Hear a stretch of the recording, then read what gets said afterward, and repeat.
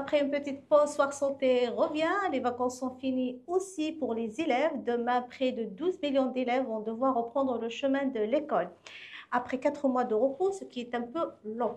Pour initier cette jeune population aux bonnes habitudes alimentaires, le ministère de l'Éducation nationale et celui de la Santé lancent toute une semaine de prévention sur la santé scolaire. Pour nous en parler, nous recevons aujourd'hui Dr Nabila Bissem, présidente de l'Association nationale de santé scolaire. Dr Nabila Bissem, bonjour. Bonjour, merci pour l'invitation, Madame Salima. Merci de répondre aussi à chaque fois à notre invitation. Avec plaisir. Alors, cette campagne de sensibilisation première du genre?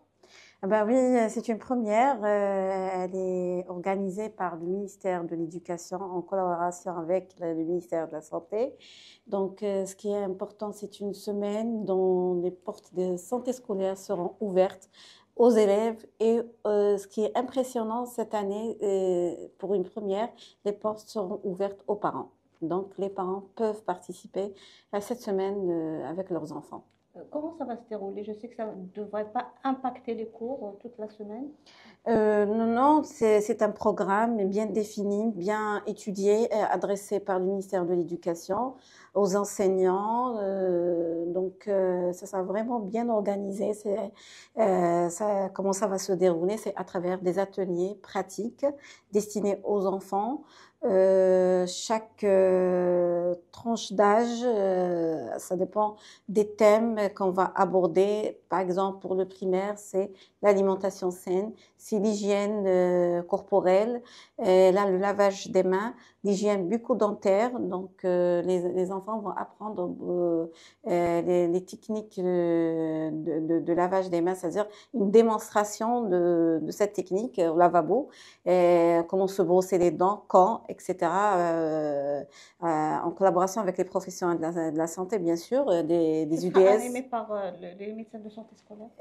Les UDS, les équipes de santé scolaire, médecins, dentistes, psychologues, ainsi que les enseignants et le staff pédagogique, bien sûr. Et il y aura une participation de la société civile et les parents, voilà. Donc, pour le primaire, voilà, c'est ça. Donc, l'hygiène de l'environnement, l'hygiène des mains, le bucco-dentaire. Il y a aussi, ce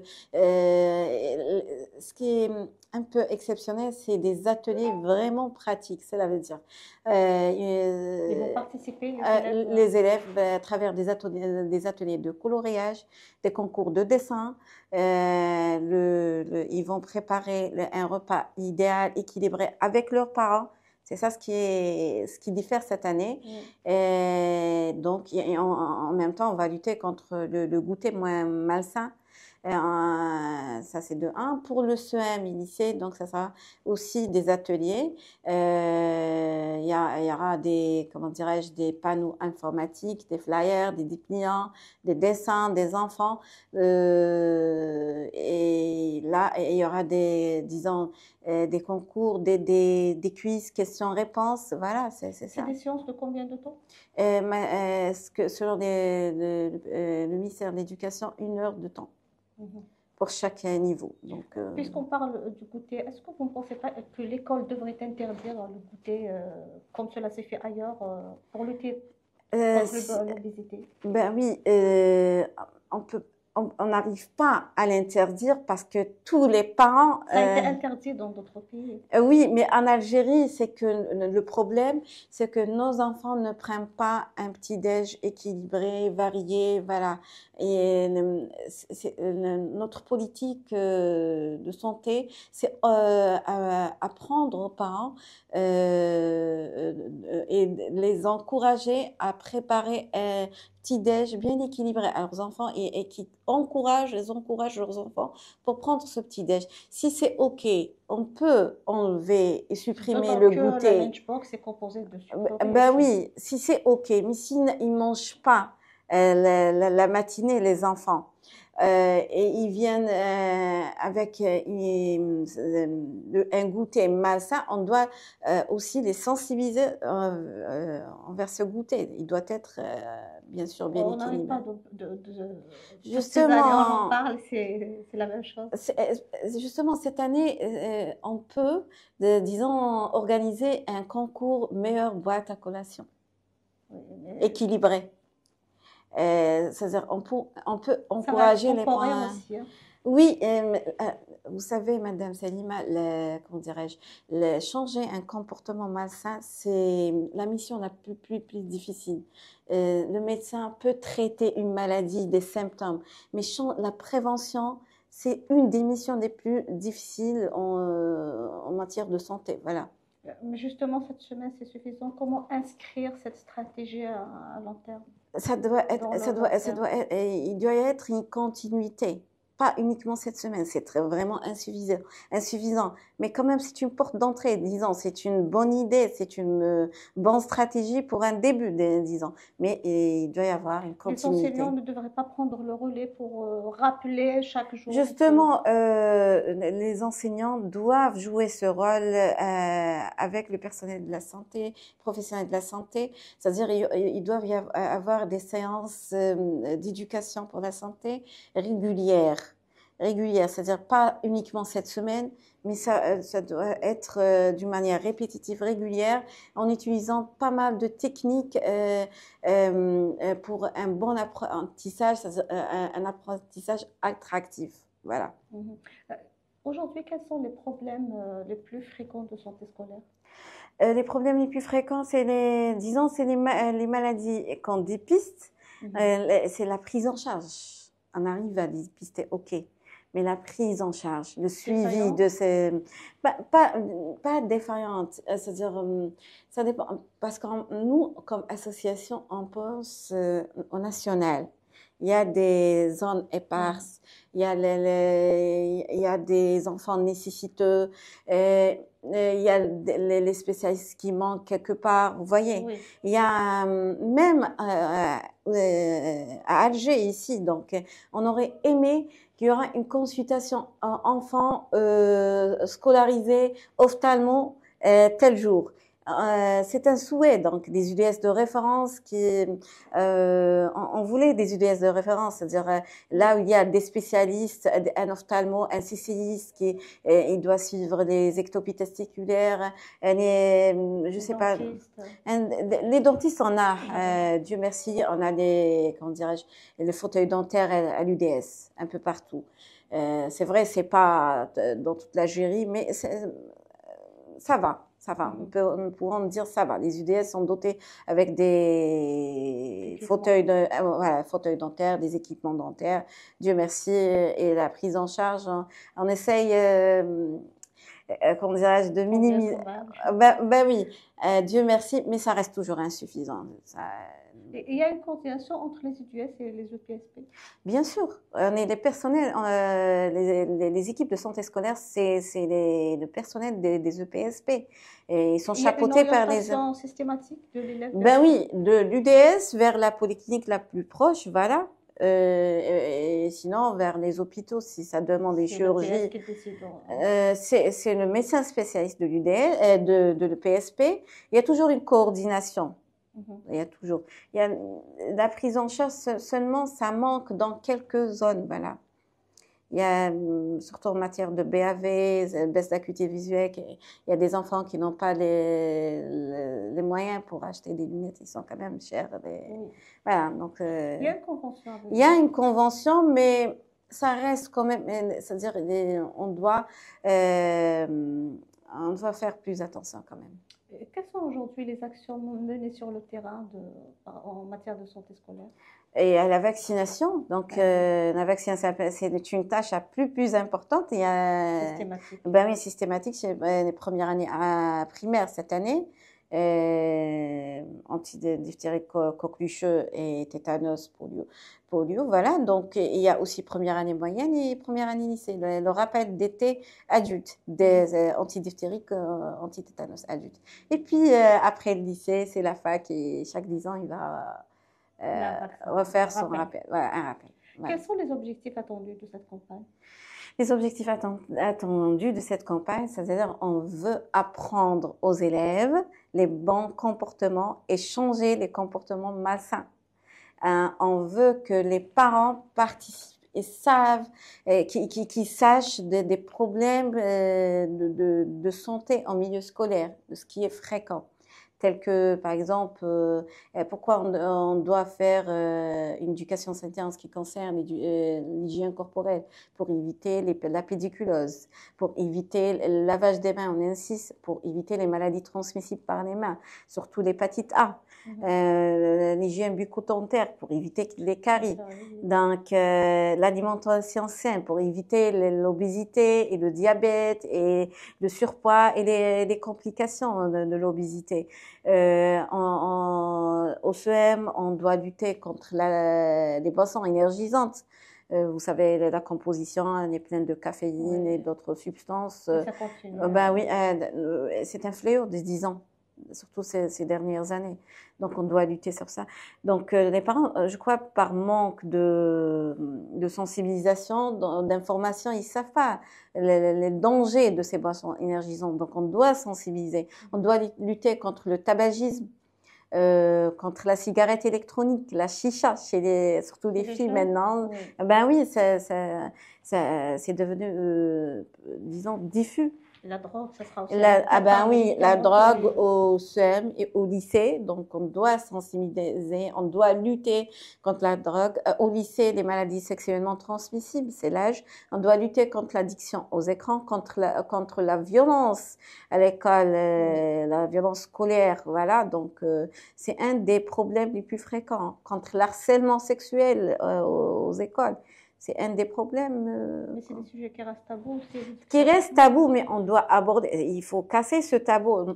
Ce tabou, on doit parler, on doit identifier les causes pour qu'on puisse trouver des solutions. Et sensibiliser le parent pour qu'il fasse attention, donc pour qu'il sensibilise son enfant. L'obésité au primaire, ça prend de l'ampleur. De l'ampleur, oui.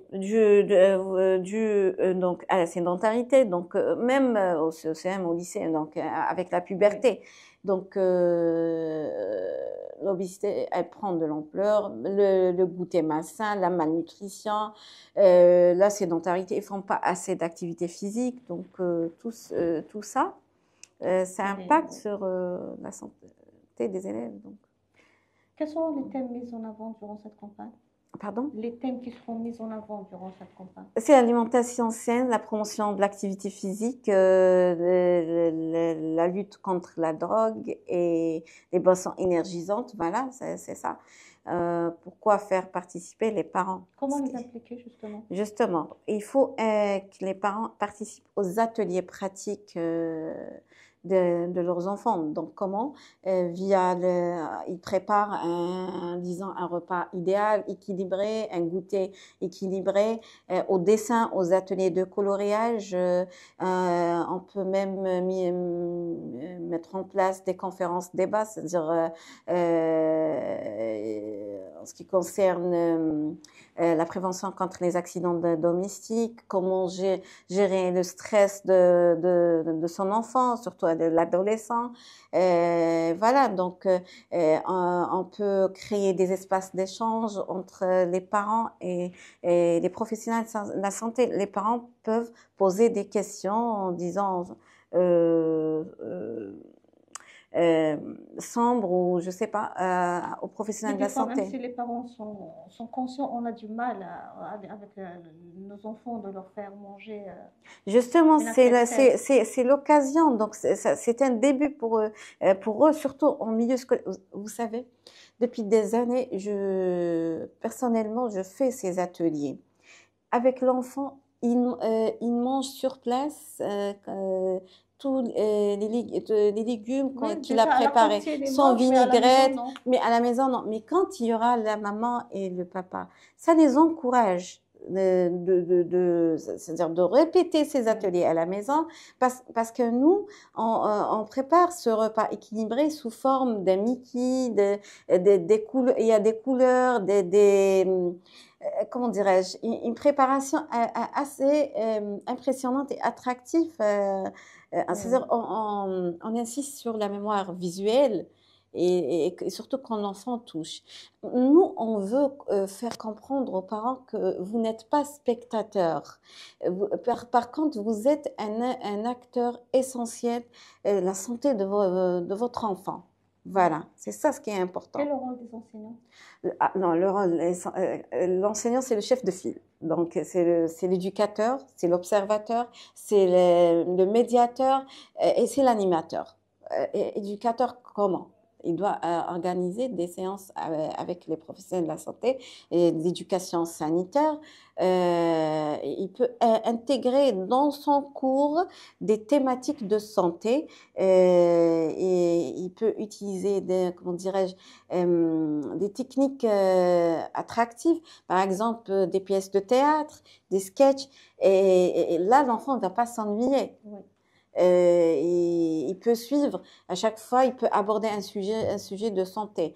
L'enseignant, c'est l'observateur. Quand il est là, il peut surveiller son élève et il peut signaler s'il y a un problème de santé, c'est-à-dire une pâleur et il ne suit pas les problèmes de concentration. Est-ce qu'il est violent? Est-ce que en Ouais. classe? Donc c'est ça le rôle d'observateur, éducateur. Il est médiateur entre les parents et les professionnels de la santé. Et il peut, disons, informer les équipes de l'UDS et les parents de ce qui se passe en classe. Et là, l'enfant sera vraiment pris en charge. L'enseignant peut utiliser des affiches, des dessins, comment dirais-je, des dépliants pour expliquer. Et puis même, il peut motiver ses élèves via des concours de dessin. Et d'autant qu'au primaire, l'enfant Voilà. écoute beaucoup plus son Il peut faire beaucoup de choses, cet enseignant. En fait, il joue un rôle primordial. Il est le relais entre le parent et les professionnels de la santé et l'élève. Voilà. Est-ce qu'il y a un impact entre la santé scolaire et la réussite éducative de Ah l'enfant? ben oui, quand on est en bonne santé, il y aura un bon rendement scolaire. En bonne santé, cela ne veut pas dire juste une santé physique, une bonne santé mentale. Quand l'enfant est épanoui par ses activités, justement, je voulais dire, via cette semaine, on peut organiser des compétitions sportives, des activités sportives entre parents et élèves, un concours, pourquoi pas. Donc, et là, c'est dans le but de promouvoir la santé physique. Ça, c'est de un.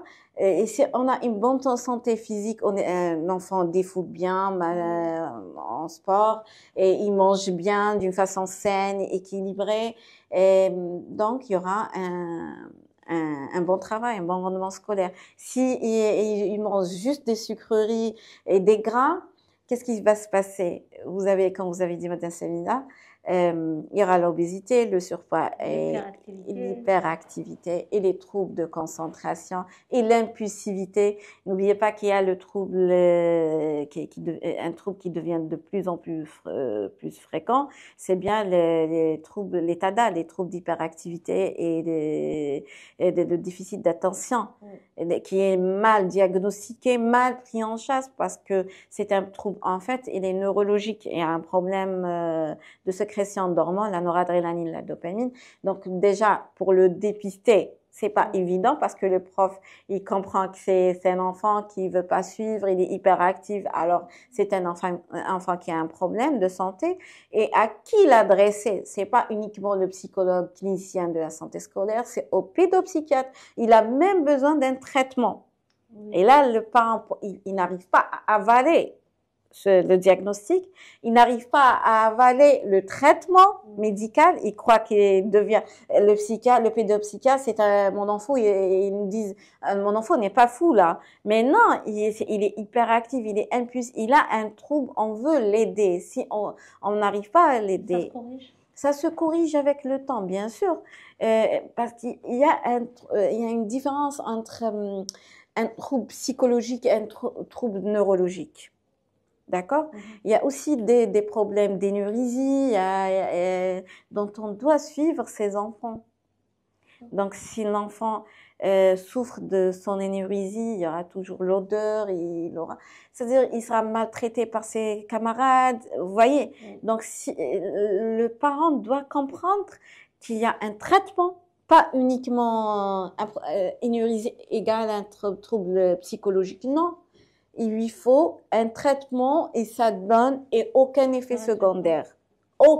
Ça donne de bons résultats. Un traitement de 3 mois. S'il ne répond pas au traitement, on fait juste une fenêtre thérapeutique et on refait le traitement. Il y aura toujours le suivi Et comment ne pas psychologique. confondre entre, parce que la majorité des enfants maintenant sont hyperactifs, entre une hyperactivité qui est anodine normale et une TDA? Justement, il y a l'hyperactivité normale, son déficit d'attention, son impulsivité, et en fait, c'est des niveaux. Mais comment faire la différence? Ça, c'est au médecin.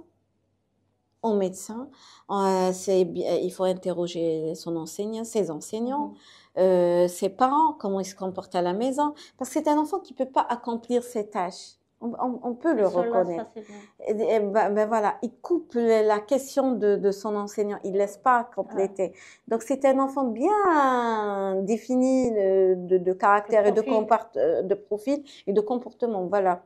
Donc, c'est un des problèmes qu'on doit dépister et suivre, voilà. Et ça, cette semaine, c'est l'occasion dont il y aura les psychologues, cliniciens, et ils vont. Les parents peuvent poser leurs questions. Ben oui, je vous ai dit, il faut créer ces espaces d'échange. Donc là, les parents peuvent poser des questions aux professionnels de la santé, médecins, dentistes, psycho, orthophonistes, voilà. C'est l'occasion ou jamais, c'est une chance pour les parents.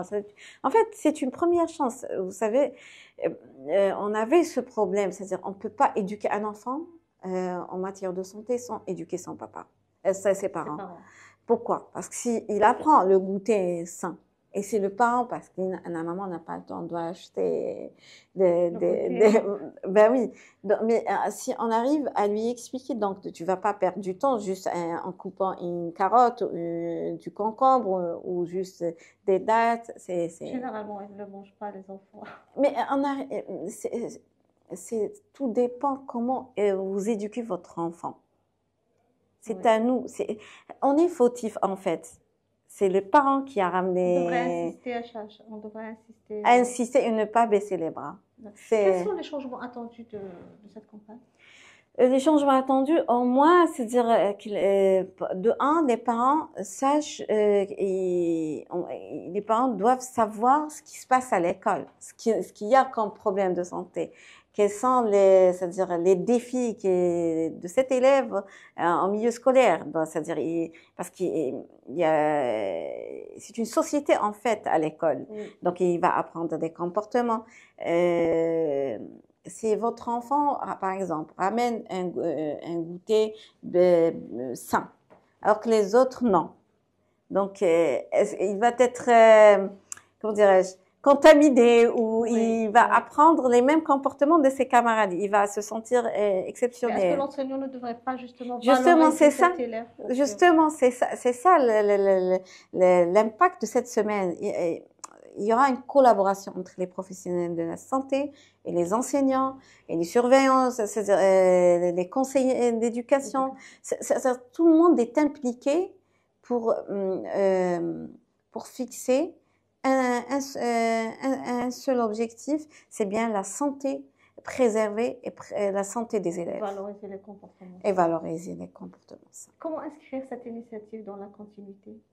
C'est-à-dire, il faut qu'il y aura toujours un suivi et une bonne continuité de la part des enseignants et de la part des professionnels de santé.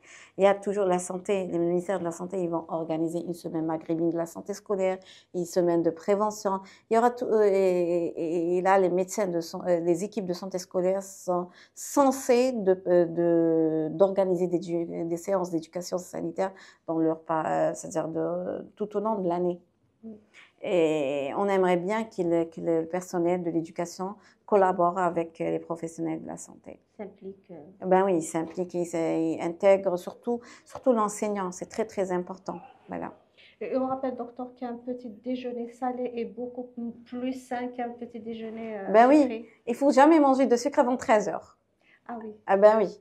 Et le matin, notre corps a besoin de l'eau tiède et un petit déj bien équilibré Des œufs variés, des œufs. Ben, pour leurs le enfants. petit-déj, c'est bien.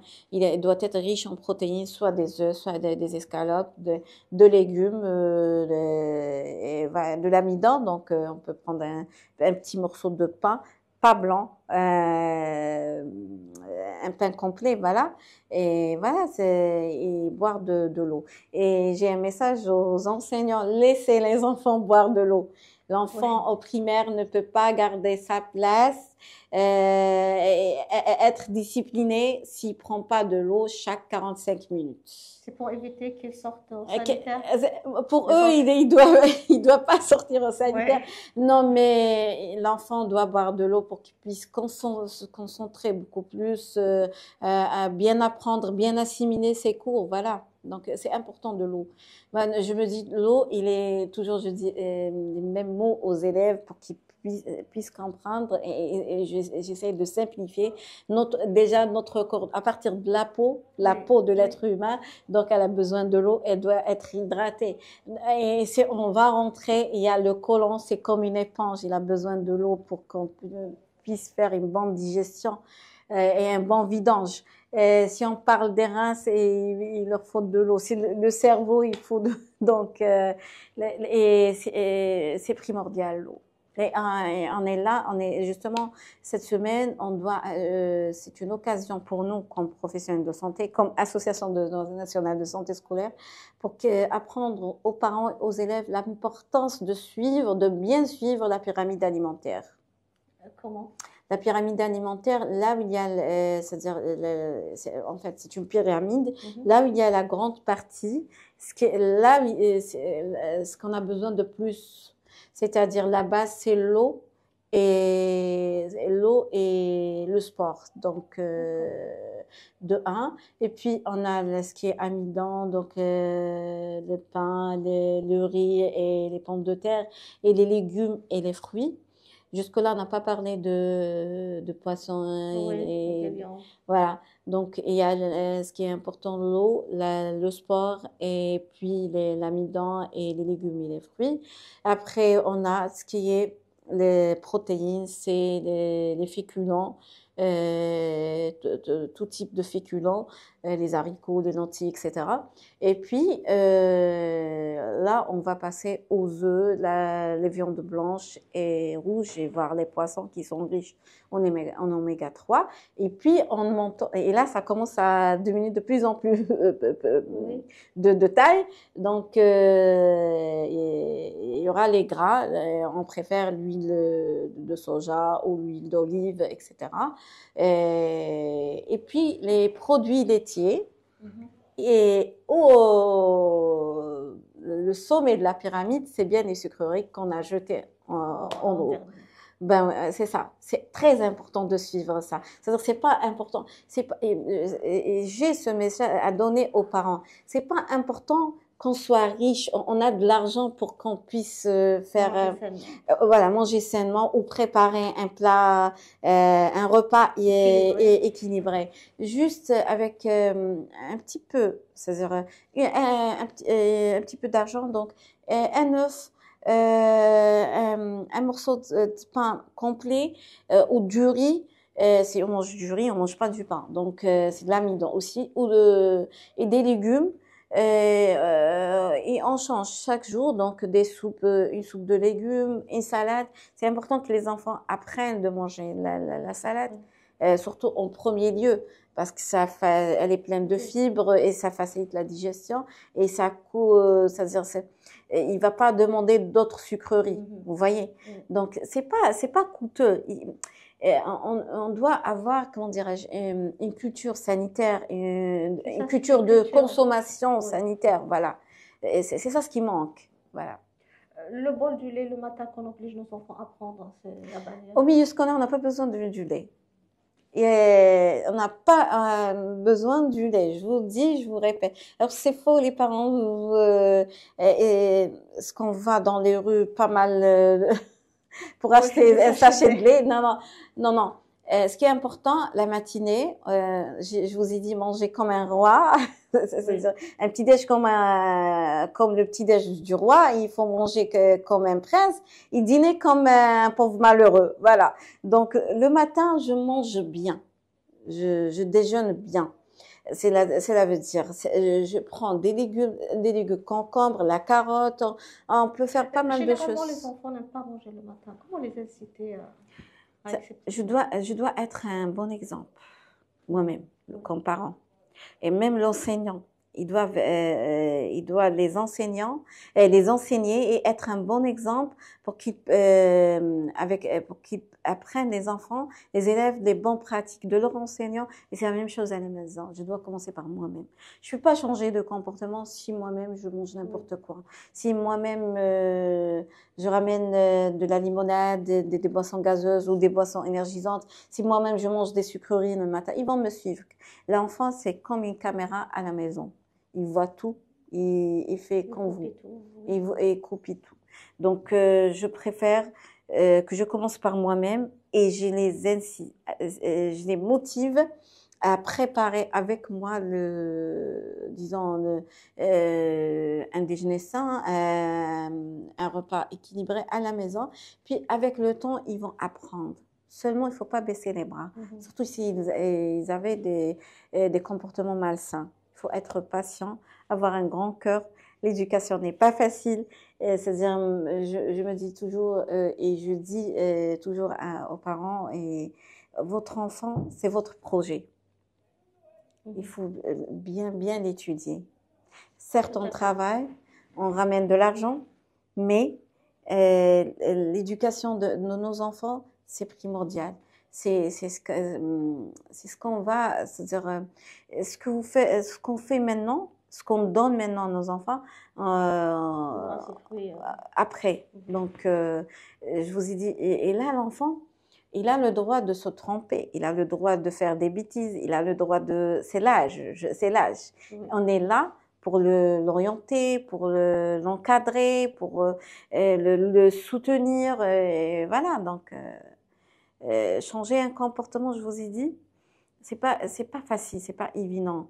Mais il y a toujours un espoir quand même. Oui. C'est nos enfants La oui, patience. la patience c'est très important. Les enfants de cette génération sont pas faciles. Et il faut être, vu la technologie, vu ce qui se passe autour de nous, donc il faut qu'on essaye de les traiter c'est-à-dire d'une façon un peu plus douce et un peu plus ciblée, et c'est-à-dire en parallèle avec ce qui se passe autour de nous. D'accord? Ok, merci beaucoup, docteur Bessel. Avec plaisir. Je vous remercie. Bonne rentrée à tous. Prenez soin de votre santé. À très bientôt. Au revoir.